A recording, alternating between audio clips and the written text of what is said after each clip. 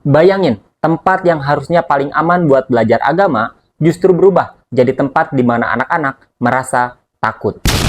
Di Pati, seorang pengasuh pondok pesantren berinisial A sudah ditetapkan sebagai tersangka kasus pencabulan terhadap santriwati.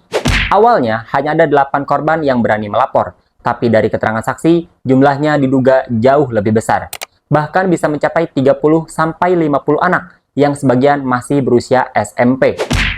Modus yang dilakukan konsisten. Korban dihubungi tengah malam dan diminta menemani tidur. Ketika menolak, mereka dihadapkan pada ancaman akan dikeluarkan dari pesantren.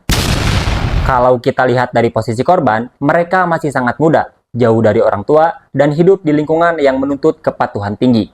Dalam kondisi seperti itu, pilihan mereka jadi sangat terbatas. Menolak berarti berisiko kehilangan tempat belajar. Sementara diam berarti menanggung tekanan sendirian.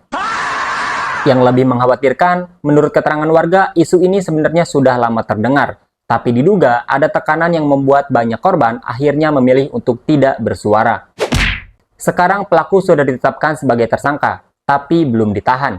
Di sisi lain, tekanan publik mulai muncul. Ratusan warga bersama GP Ansor dan Aliansi Santri turun langsung menuntut kejelasan dan keadilan.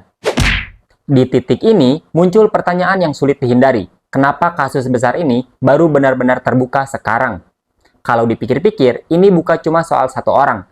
Karena kalau kejadian seperti ini bisa berlangsung cukup lama, biasanya memang ada banyak hal di sekitarnya yang ikut diam. What? Kadang karena lingkungannya memang terbiasa patuh dulu baru bertanya, jadi orang yang harusnya bisa cerita malah milih diam.